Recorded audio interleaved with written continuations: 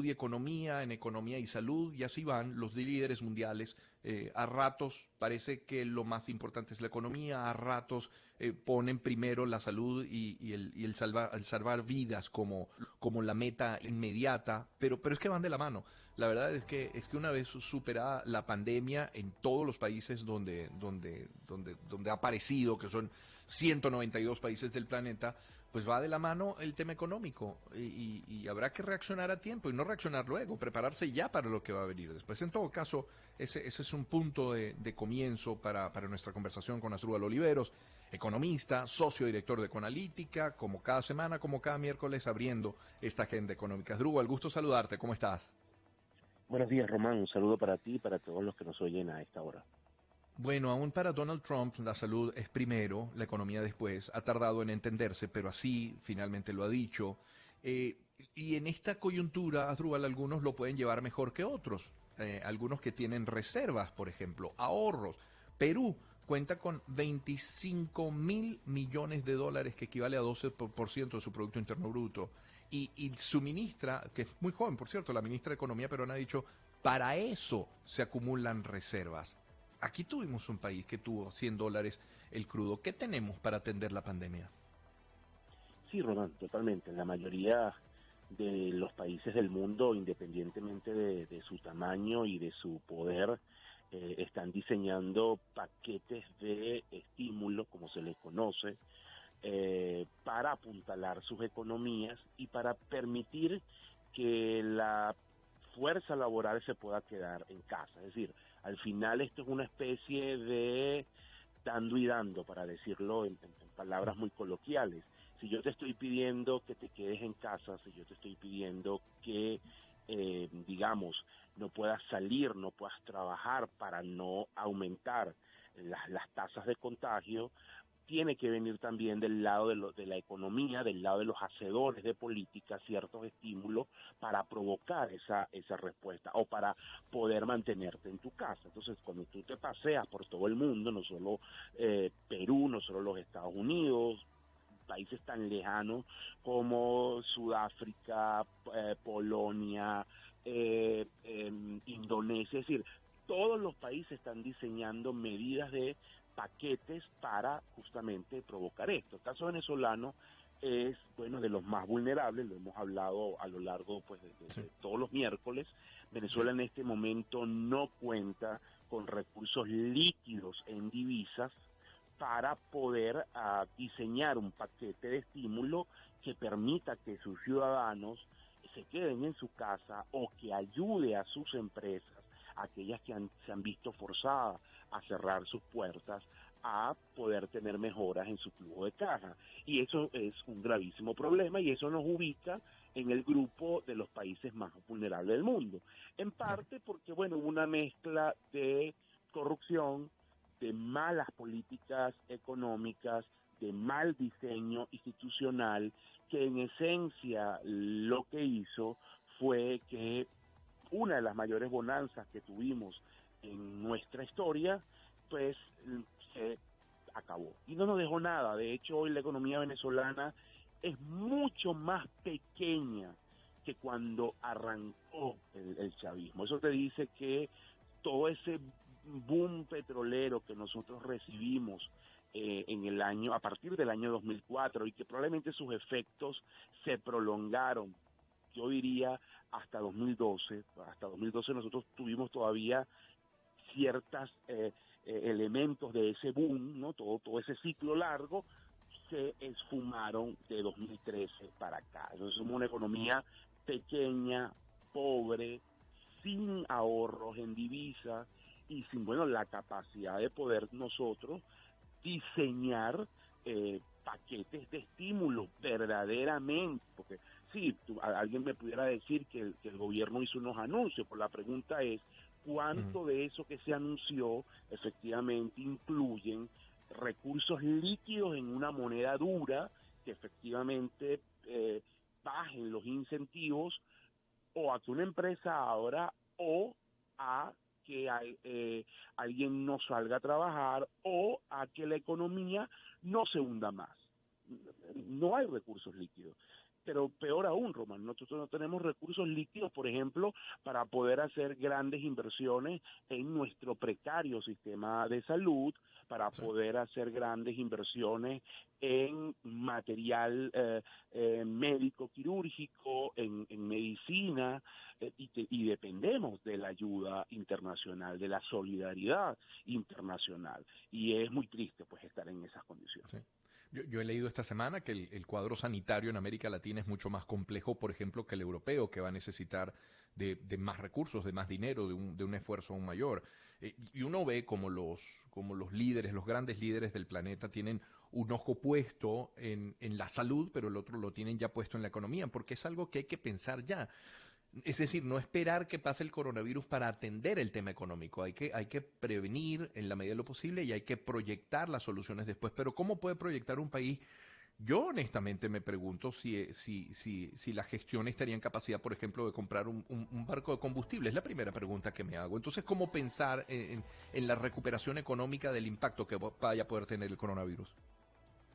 No, efectivamente, nosotros tenemos pues unos gravísimos problemas de cotidianidad. No hablemos del coronavirus, que es grave, no le quiero quitar, digamos, la gravedad a la crisis del coronavirus, pero tú lo mencionaste, está el problema del combustible, y qué es lo que en esencia te refleja el problema del combustible, te refleja primero la destrucción de nuestra industria petrolera. Nosotros no solo era que no solo éramos que producíamos la gasolina que necesitábamos, sino que además la exportábamos, es decir, nosotros Sí. exportábamos gasolina, digamos excedente para exportar. Recordemos que la gasolina es un derivado de petróleo con valor agregado, su precio es más alto que un barril petrolero porque ahí hay un valor agregado importante, Ujú, era ujú. parte de esos, digamos, productos de valor agregado que nosotros teníamos refinados del petróleo.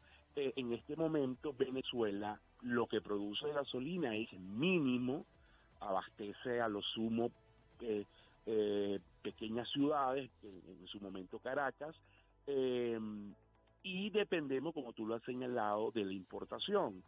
Y para tú importar necesitas recursos, tienes que tener plata.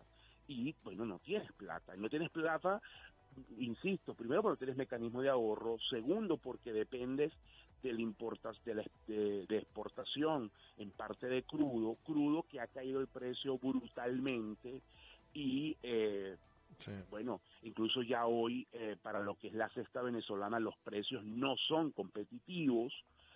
Bueno, ese es otro tema que pudiéramos hablar, es decir, todo el reacomodo que está ocurriendo a nivel global de la industria petrolera, de cierres de campos, de replanteamiento de inversiones, bueno, por eso la salida de, eh, digamos, Sí. la empresa rusa en Rosneft. Venezuela y en otros campos.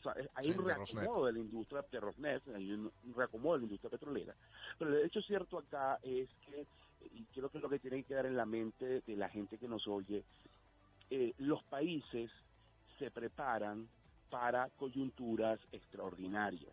Es decir, en el ciclo de tu economía hay momentos extraordinarios, coyunturas extraordinarias, emergencias, como lo dijo la ministra del Perú, donde tú apelas a tus ahorros, apelas a tus reservas, como la vida, como los seres humanos también, ¿no?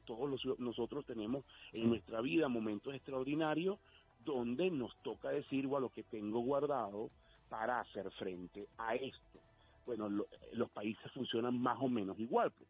Estoy hablando en términos sencillos para que la gente lo pueda entender. Entonces, que nosotros no tengamos absolutamente nada en este momento ubica a Venezuela entre los países más vulnerables del mundo para enfrentar la crisis del coronavirus y por eso es que urge de alguna forma una solución al tema político para que tú puedas también lograr destrabar el problema económico y sobre todo, insisto, destrabar el problema económico no es nada más el diseño de medidas económicas que necesitamos, sino la entrada de recursos frescos en divisas que no tenemos para resolver un tema medular, combustible, para resolver un tema medular, tema de salud, para resolver otro tema medular, importaciones de insumos básicos para industrias de alimentos, farmacéutica, todo lo que tiene que ver de insumos médicos, para poder mantener a la gente en su casa. O sea, si tú quieres que la gente se quede un tiempo largo en sus hogares, le tienes que hacer transferencias de dinero, pero sustanciales, que no generen una presión inflacionaria, que les permita entonces tener los incentivos adecuados para no salir a exponerse, buscando, bueno, ver cómo logran el sustento diario para alimentarse, porque es muy fácil, yo lo veo mucho en las redes, no, lo importante es la salud, no hay que salir, bueno, a lo mejor yo lo puedo decir en una posición de comodidad, porque tengo ahorro, porque tengo reservas Sí. de alimentos y tengo en mi casa buen internet, me puedo sentar y puedo tratar de sopesar esta crisis que nos ha tocado vivir, pero cuando tú tienes a alguien que no tiene nada y que su nevera está vacía y que tiene una familia que demanda pues comer 3 veces al día, bueno, no es tan sencillo decirle por salud quédate en tu casa. Aunque la lógica racional te dice que te tienes que quedar en casa porque la, tu Sí. vulnerabilidad se incrementa al exponerte, también tienes una realidad donde el hambre pega, ¿no? Entonces, todas esas condiciones están relacionadas y es un debate que en términos de sociedad tenemos que dar, y a mí una de las cosas que más me preocupa, y a veces es preocupación, a veces tristeza, a veces indignación, es que cuando vemos el discurso público Ujú. vemos como si estuviéramos en un país de fantasía, ¿no? Un país que lo tiene todo resuelto, un país que está enfrentando esto, un país que tiene las camas suficientes, un país que se permite incluso mandar material a Colombia, ¿entiendes? O sea, tú escuchas el discurso público y tú sientes que, bueno, es como una realidad paralela. Uno lo que demanda Eh, en esta estamos con... coyuntura Sí. uno lo que demanda en esta coyuntura es primero que haya, que hablen los expertos, que son la gente ligada a salud, eso es lo primero que uno demanda, y segundo, que nos digan sustancialmente la verdad y la realidad a la que nos enfrentamos, porque también nos permite así prepararnos y diseñar escenarios.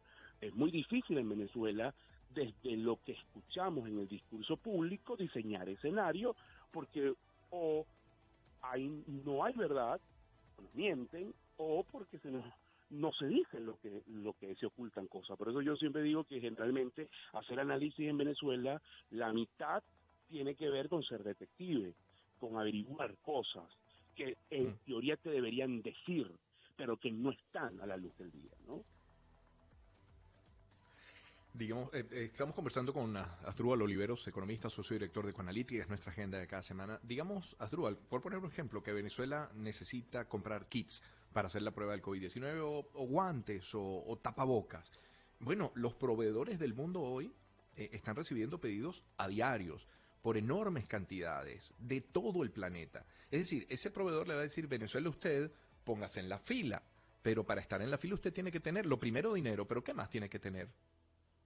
Bueno, tienes que tener credibilidad en general, yo no voy a hablar de Venezuela, en general cómo tú operas a nivel mundial. Tú tienes credibilidad, tienes líneas de créditos, tienes bancos que te acompañan, los llamados bancos corresponsales, es decir, tú haces un pedido y bueno, probablemente pides un crédito para hacer ese pedido, si lo hace generalmente el sector privado, también lo puede hacer el Estado. El caso venezolano, y eso no es nuevo, no es algo que empezó ahorita, tiene ya tiempo. Eh, Nosotros perdimos líneas de crédito. Tú hablas con cualquier venezolano, empresa venezolana, incluso empresas de altísima credibilidad del sector privado, y tienen que pagar de contado lo que vayan a pedir. Sí. Tú quieres mascarilla, usando el ejemplo que tú pones, ¿no? Tú quieres mascarilla, tú quieres guantes, bueno, eres de Venezuela, págame. Págame por adelantado lo que me vas a pedir. Eso ya te pone un problema importante en términos de caja. Tienes la caja, tenés que tener la disponibilidad.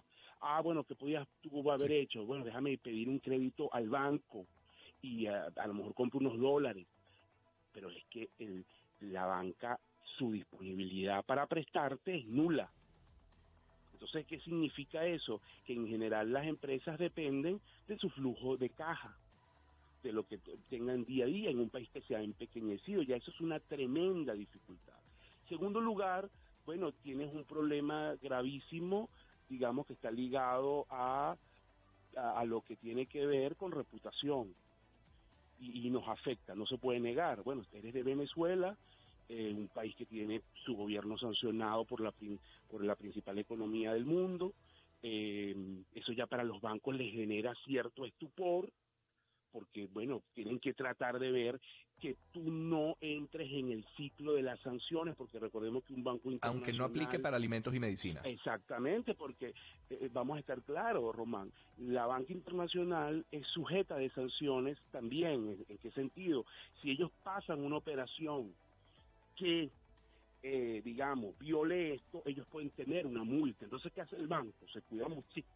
Cuando oye la palabra Venezuela, se cuida muchísimo de esa operación porque ellos pueden ser objeto de sanciones. Y eso te pone un tema de reputación. Es decir, con esto no quiere decir que no necesariamente no te van a atender, sino que ya tú entras en una categoría especial, porque tengo que revisar bien lo que tú vas a hacer, no vaya a ser que yo esté violando la sanción, y eso me implica una multa, que es lo menos que quiero en este tremendo problema que estamos metidos. Entonces, entrar en Sí, esa claro. lista especial ya te saca de ese grupo que tú me mencionabas al principio, de tu cola que tú estás haciendo. Entonces, no tienes dinero, tienes una muy mala reputación, no tienes el apoyo de tu Estado. Generalmente en estos momentos probablemente los países están haciendo uso de esas reservas, de esos ahorros en divisa para hacer esas compras. Eso no existe en Venezuela. Aquí es al revés. Aquí es el Estado que se apoya al sector privado para traer cosas. Bueno, ya te ponen unas condiciones muy precarias para cumplir con todos esos requerimientos. Entonces tenemos que tener mucha creatividad, apuntalar soluciones locales, que también, bueno, ahí tenemos ciertas debilidades porque efectivamente el tema de importación en Venezuela está muy complicado. Insisto, ya era complicado antes de la crisis del coronavirus, Sí. pero esto lo complica aún más. Bien. Asdrúbal, gracias por atendernos esta mañana, tan gentil siempre. No, a ustedes. Feliz día. Asdrúbal Oliveros, economista, socio director de Ecoanalítica, ha sido nuestra agenda por la mañana de hoy.